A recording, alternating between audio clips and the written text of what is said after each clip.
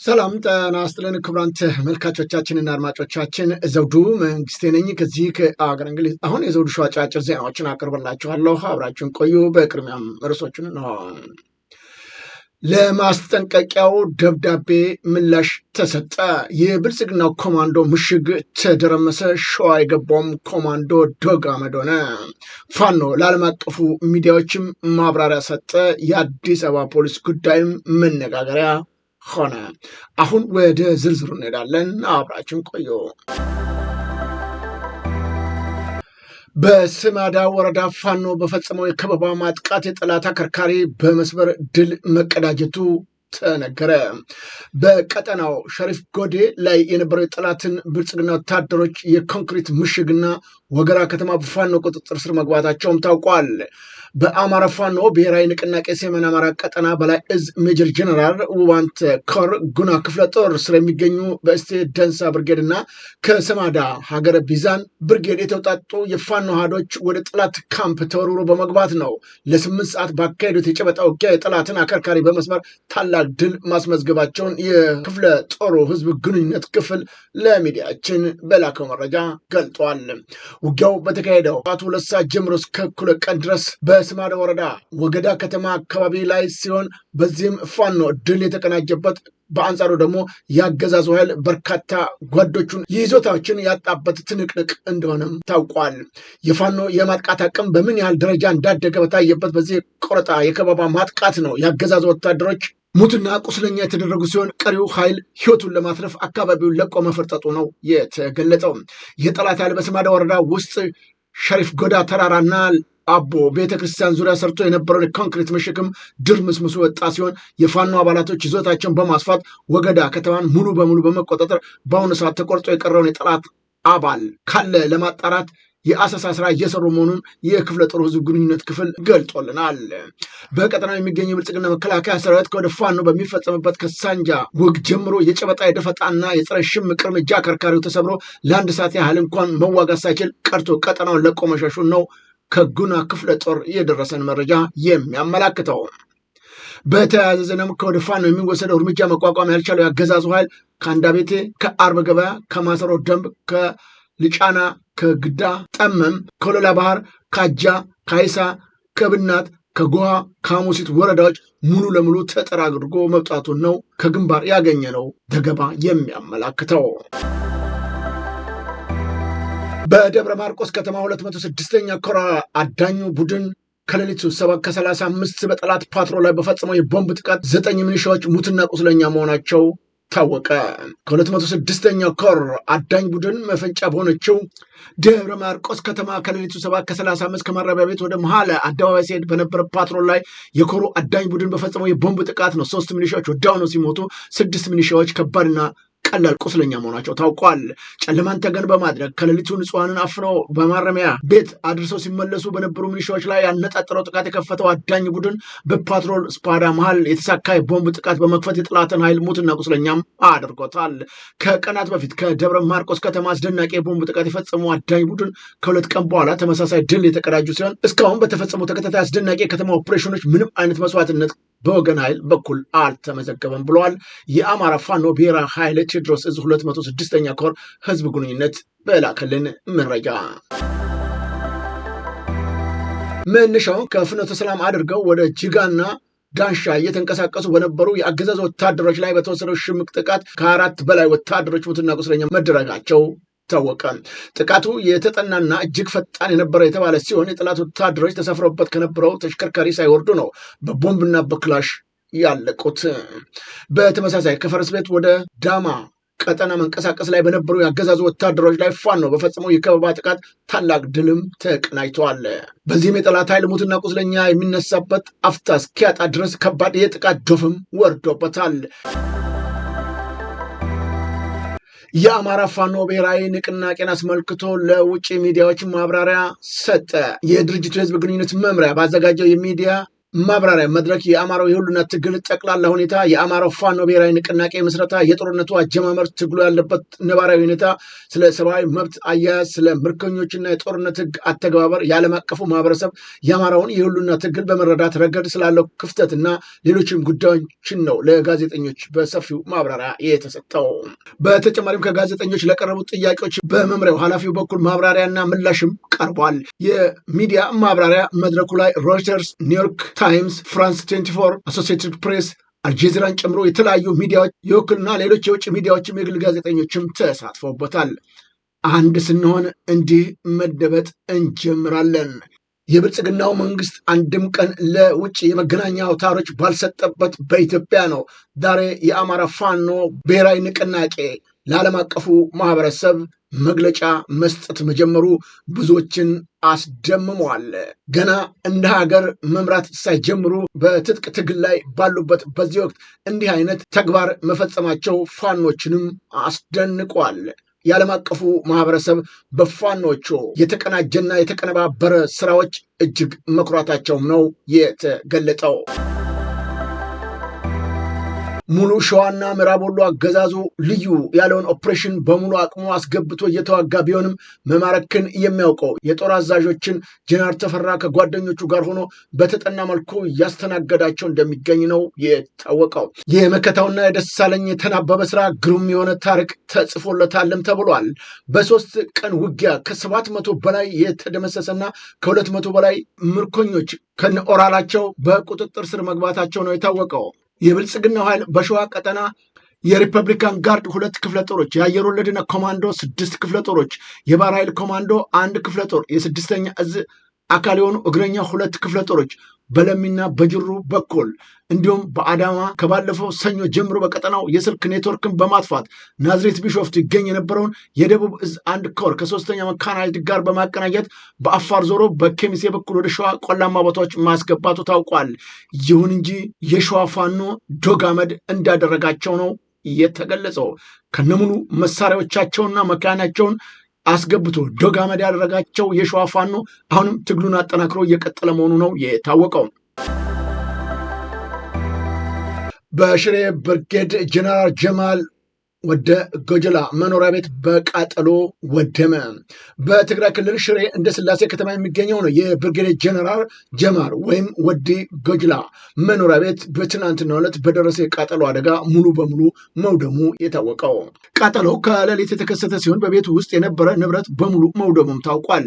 ስለ አደጋው መንስኤ እስካሁን በይፋ የተሰጠ መግለጫ ባይኖሩም ምንጮቹ በቤቱ ውስጥ ተከማችቶ የነበረ ነዳጅ ለቃጠሎ መነሻ ሊሆን እንደሚችል ነው የጠቆሙት። ይሁን እንጂ በተቃራኒው ድርጊቱ ሆን ተብሎ የተፈጸመ ሊሆን እንደሚችልም የሚጠረጥሩ አካላቶች መኖራቸውም ታውቋል። ብርጌዴር ጀነራል ጀማል በትግራይ ጦርነት ወቅት በከፍተኛ ወታደራዊ አመራርነት ያገለግሉ ሲሆን ያሉበት ሁኔታ ምን እንደሆነ መረጃ ማግኘት አልተቻለም። የቤታቸው መቃጠል በከተማዋ ነዋሪዎች፣ በማህበራዊ ሚዲያ ተጠቃሚዎች ዘንድም ከፍተኛ መነጋገሪያ ሆኗል። የገዳማውያን ሞት የመንግስት አልባነት ማሳያ ተደርጎ የሚወሰድ ምልክት ነው ተባለ። በወቅታዊ ጉዳይ ላይም ከእናት ፓርቲ መግለጫ ተሰጠ። በምዕራብ ሐረርጌ ዞን አሰቦት ቅድስት ሥላሴ ገዳም አባት የሆኑት ባህታዊ አባ ወልደ ሚካኤል ዘግተው በሚጸልዩበት በበዓታቸው ሳሉ ነው በጥይት ተደብድበው መገደላቸው የተገለጸው። ጥር 27 ቀን 2018 ዓ.ም የጥይት ድምፅ ሰምተናል። ምናልባት ያን ቀን ሳይገደዱ እንዳልቀሩ የሚናገሩ ምንጮቹ ጥርጣሬ እያየለ ሲመጣ በአባታችን ፍለጋ አስከሬናቸውን ጥር 30 ተገኝቷልን ብለዋል። በአራዊት የመበላት ምልክት አለበት። ከዚህም ቀደም በገዳማውያኑ ላይ ከደረሱ ጥቃቶች ዛቻና አንጻር የድርጊቱ ፈጻሚ በለርግጠኝነት በቀረበ በአካባቢው የሚንቀሳቀሰው ራሱን ኦነስ ብሎ የሚጠራው ኦነግ ሸኔ ነው ተብለዋል። ታጣቂው ኃይል በቅርብ ርቀት ይንቀሳቀሳል፣ ያንን ደግሞ መንግስትም ያውቋል የሚሉት ምንጮቹ ዘላቂ መፍትሄ ካልተበጀለት እንዲሁ እያዘናጉ አንድ ባንድ ይጨርሷቸዋል ነው የተባለው። የእናት ፓርቲም በዋሻና በገደል የሚጸልዩ ምድራዊ ፖለቲካ እና ሽኩቻ ፍጹም የማይገባቸው ባህታውያንን፣ ገዳማውያንን ኢላማ ተደርጎ መገደል የመንግስት አልባነት ማሳያ ተደርጎ የሚወሰድ ጉልህ ምልክት እንደሆነም ይረዳል ብለዋል። ፓርቲያችን ድርጊቱን በጽኑ ያወግዛል እያለው እናት ፓርቲ ለገዳማውያኑ መጽናናትን እየተመኘ ክስተቱ በዓለም አቀፍ መርማሪዎች ተጣርቶ እጃቸው ያለበት ተጠያቂ እንዲሆኑ የሚመለከታቸው አካላት እንዲሰሩም አክብሮ ይጠይቃል ብለዋል። የኢትዮጵያ የውጭ ጉዳይ ሚኒስትር ለኤርትራ ደብዳቤ ላከ። ኢትዮጵያ የኤርትራን ሰራዊት ከተቆጣጠረችባቸው የኢትዮጵያ ሉዓላዊ ግዛቶች እንድትወጣ ነው ማስጠንቀቂያ የሰጠው። የፌዴራል የውጭ ጉዳይ ሚኒስትር ዶክተር ጌዲዮን ጢሞቴዎስ ለኤርትራው የውጭ ጉዳይ ሚኒስትር ኦስማን ሳላህ የላኩት ደብዳቤ እንደሚገልጸው ከሆነ ኤርትራ የኢትዮጵያ ሉዓላዊ ድንበር በመጣስ በሰሜን ምስራቅ አቅጣጫ የሚገኙ አካባቢዎች ተቆጣጥራ እንደምትገኝም ገልጿል። የኢትዮጵያ መንግስት በተደጋጋሚ የኤርትራን ጦር ከግዛት ለቆ እንዲወጣ መጠየቁ አስታውሶ ይህ ጥያቄው ተቀባይነት የሚያገኝ ከሆነ የባህር አገልግሎት ጉዳዮችን እና በአሰብ ወደብ በኩል የባህር መዳረሻ ጉዳይ ጨምሮ ሁሉም የጋራ ጥቅም ጉዳዮችን ለመፍታት በቅልቦና በድርድር ለመሳተፍ ፈቃደኛ መሆኑንም አመልክቷል። በደብዳቤው የኤርትራ ሰራዊት ለረጅም ጊዜ የኢትዮጵያ ሉዓላዊነትና ግዛት በመጣስ በሰሜን ምስራቅ አቅጣጫ ተቆጣጥሮ እንደሚገኝም አክሎ ገልጧል። በአዋሳኝ አካባቢዎች የኤርትራ መንግስት በስም ላልተጠቀሱ የተለያዩ ታጣቂ ቡድኖች ቀጥታ የቁሳቁስ ድጋፍ እና እርዳታ እንደሚያቀርብ በመጥቀስም ወንጅሏል። በእርግጥ የታጣቂ ቡድኖቹም በስም በይፋ በደብዳቤ ላይ ባይጠቅስም ከዚህ ቀደም የኢትዮጵያ መንግስት ኤርትራ ለህወሓትና ለፋኖ ታጣቂዎች ድጋፍ ያደርጋል ሲል መወንጀሉ የሚዘነጋ አይደለም። ኢትዮጵያ በደብዳቤው ላይ የኤርትራን መንግስት በሉዓላዊነትና በድንበር ላይ ከሚፈጽሙት ጥሰት በተደጋጋሚ እንዲታቀብ ቢጠይቅም ጥረቱ ሰሚ አለማግኘቱንም ገልጿል። ባለፉት ጥቂት ቀናት ድንበር አካባቢ የታዩ ለውጦችና የኤርትራ መንግስት ተጨማሪ የጥፋት መንገዶችን መምረጡንም ያመለክታል ሲል በደብዳቤው በዝርዝር ገልጿል። ከታጣቂዎች ጋር የኤርትራ መንግስት ወታደራዊ እንቅስቃሴ እያደረገ ይገኛልን ብሏል። በሰሜን ምስራቃዊ የኢትዮጵያ ድንበር የኤርትራ ጦር ወታደሮችን ወደ ኢትዮጵያ ግዛት ዘልቀው መግባታቸውንና በሰሜን ምዕራብ የሀገሪቱ ድንበር ደግሞ የኤርትራ ጦር ከአማጼ ቡድኑ ጋር እያደረገ ያለውንም የጋራ ወታደራዊ እርምጃ ጸብጫሪነት ብቻ ሳይሆን ፍጹም የሆነ ወረራ ነው ሲልም ድርጊቱን አውግዟል። በደብዳቤው ይህ ተቀባይነት የሌለው ሁኔታ ለማቆም የኤርትራ መንግስት ወታደሮችን ከኢትዮጵያ ግዛት በአስቸኳይ እንዲያስወጣና በአማጼ ቡድኑ ጋር ያለውንም ትብብር እንዲያቆም በይፋ ጠይቋል። የሁለቱ ሀገራት የጋራ ብሔራዊ ጥቅም ባስከበረ መልኩ በላቀ የመከባበር ስሜት ለመመካከል ዝግጁ ነን ያለ ሲሆን አሁን በኤርትራ በኩል የተከፈተውን ትንኮሳ ግን በምንም መመዘኛ ተቀባይነት የሌለው ሲልም ገልጦታል። ኤርትራ ሰራዊቷን በአስቸኳይ እንድታስወጣና ለሰላማዊ ድርድር ዝግጁ እንድትሆንም ነው በይፋ በደብዳቤው የጠየቀው። ለግማሽ ምዕተ ዓመት ያህል በማያባራ ግጭት ላይ ተኑሯል እያለው ደብዳቤው ይህ አይነቱ የግጭት አዙሪት በውይይትና በዲሞክራሲያዊ ጥረት እልባት ሊያገኝ የሚችልበት እድል እንዳለም ነው ያመላከተው። በኤርትራ በኩል በጎ ምላሽ ከተገኘ የኢትዮጵያ መንግስት ልዩነቶችን በሰላማዊ ድርድር ለመፍታት ዝግጁ መሆኑንም አብራርቷል። ኢትዮጵያ ሉዓላዊነትና የግዛት አንድነት እንዲከበር ላቀረበው ህጋዊ ጥያቄ አዎንታዊ ምላሽ ከተገኘ የኢትዮጵያ መንግስት የባህር ላይ ጉዳዮችን እና በአሰብ ወደብ በኩል የባህር በር ጉዳይን ጨምሮ አጠቃላይ ጋራ ጉዳዮች ላይ ሁሉን አቀፍ እልባት እንዳያገኝ በቅልቦና ድርድር ለማድረግ ፈቃደኛ እንደሆነም አሳውቋል። በደብዳቤው ላይ የውጭ ጉዳይ ሚኒስትሩ የጋራ መከባበርና መተሳሰብን ግንኙነትን ለመፈተሽ ቆርጠን ተነስተናል እያለው ደብዳቤው ቀና ምላሽ እንደሚገኝ ተስፋውንም ገልጧል። ይህ ደብዳቤ የደረሰው የኤርትራ መንግስትም ምላሽ ሰጥቷል። በዛሬው ዕለት የኤርትራ የማስታወቂያ ሚኒስትር የኢትዮጵያን የውጭ ጉዳይ ሚኒስትር ትላንት በኤርትራ ላይ ያቀረበውን ክስ በመመስረት ነው መሰረት ቢስ የፈጠራና አስደናቂ ነው ሲል በጽኑ የተቃወመው። ሚኒስትሩ ባወጣው መግለጫ የኢትዮጵያ ክስ በይዘቱ በቃናውና በስተጀርባ ባለው ተነሳሽነት እጅግ አስገራሚ መሆኑን ገልጾ ድርጊቱ ላለፉት 2 ዓመታት በኤርትራ ላይ ሲካሄድ የቆየውን የጠብ አጫሪነት ዘመቻ አካል ነውም ብሎታል። የኤርትራ መንግስት በሰጠው ምላሽ ባለፉት ጊዜያት እንዳረጋገጠ ሁሉ አሁንም ቢሆን ሁኔታውን የሚያባበስ ትርጉም የሌለው ንትርክ ፍላጎት እንደሌለው አስታውቋል ሲል በመግለጫው አክሎ ገልጧል። የኢትዮጵያ መንግስት በኤርትራ ላይ የከፈተውን የጠላትነት ዘመቻ አደገኛ አቅጣጫ እየያዘ መምጣቱንም አብራርቷል። በሁለት ሀገራት መካከል ያለውን ግንኙነት ከቅርብ ጊዜ ወዲህ በከፍተኛ ሁኔታ እየሻከረ የመጣ ሲሆን የኤርትራ መግለጫ ግንኙነት ይበልጥ ወደ አዲስ ውጥረት ሊያመራ እንደሚችልም ተሰግቷል። ኤርትራ በበኩሏ በኢትዮጵያ በኩል የሚሰነዝሩ ውንጀላዎችን ሁሉ የሀገሪቱን ስም ለማጥፋትና ቀጠናውን ይበልጥ ግጭት ውስጥ ለመክተት የታለመ ናቸው ስትልም አጣጥለዋለች። የአዲስ አበባ ፖሊስ የወሰደው እርምጃ አነጋጋሪ ሆነ።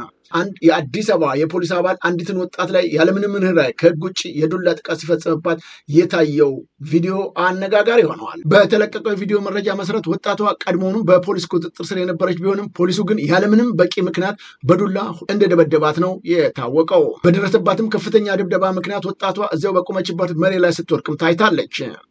ይህ ድርጊት የፖሊስ አባላቶች ለህዝብ ያላቸውን ክብርና የህግ የበላይነትን ጥያቄ ውስጥ የሚከት አሳፋሪ ክስተት መሆኑን በመጥቀስ በርካቶች ተቃውሟቸውን ሲገልጹም ተመልክተዋል። ይህ አይነቱ የፖሊስ ጭካኔ በአዲስ አበባ ሆነ በየትኛውም የሀገሪቱ ክፍል ሊወገዝ የሚገባ ተግባር ነው ያሉት እነዚሁ የአዲስ አበባ ነዋሪዎች አስፈላጊው ማጣራት ተደርጎ አስተማሪ እርምጃ እንዲወሰድም ጠይቀዋል። በተደጋጋሚ ጊዜያት በኢትዮጵያ ላይ በህግ አስከባሪ አካል እየተፈጸመ ያለው ወንጀል እጅግ አሳፋሪና አሳዛኝም ነው ተብሏል። በመጨረሻም የቀድሞ የሶማሊያው ፕሬዝዳንት መሐመድ ፋርማጆ $295,000 የሚያወጣ ቤት ተገንብቶ በዜጎቻቸው ተበረከተላቸው። ፋርማጆ ከ2017 እስከ 2022 ድረስ ሶማሊያን የመሩት መሐመድ አብዱላሂ ፋርማጆ ስልጣን ከለቀቁ በኋላ ነው በሀገር አቀፍ ደረጃ ገንዘብ ተሰብስቦ የተሰራላቸው ቤት ተበርክቶላቸዋል። አጠቃላይ ከህብረተሰቡ $300,000 መሰብሰቡ ሲነገር ግንባታው በ2023 የተጀመረ ቤት የፈጀው ደግሞ $295,000 መሆኑ ታውቋል። ፋርማጆ ለመላው የሶማሌ ዜጎች ምስጋናቸውን ያቀረቡ ሲሆን ዘመቻው እንዲሳካ አስተዋጽኦ ያደረጉትንም እጅግ ከልብ አመሰግናለሁ ማለታቸውን ቲአርቲ ዘግቧል። ክቡራን ተመልካቾቻችንና አድማጮቻችን ለአሁኑ ያቀረብኩላችሁ የዘውዱ ሾው አጫጭር ዜናዎች እነዚህ ይመስሉ ነበረ። በቀጣይ ዝግጅታችን እስከምንገናኝ የዘውዱ ሾው ሚዲያን ሼር፣ ላይክ እና ሰብስክራይብ በማድረግ ወዳጅ ቤተሰቦቻችን እንድትሆኑ ከወዲሁ በማክበር እንጋብዛለን። ከዜናዎቹ ጋር አብሬያችሁ የነበርኩትን የዘውዱ መንግስት የነበርኩ ጤና ይስጥልኝ።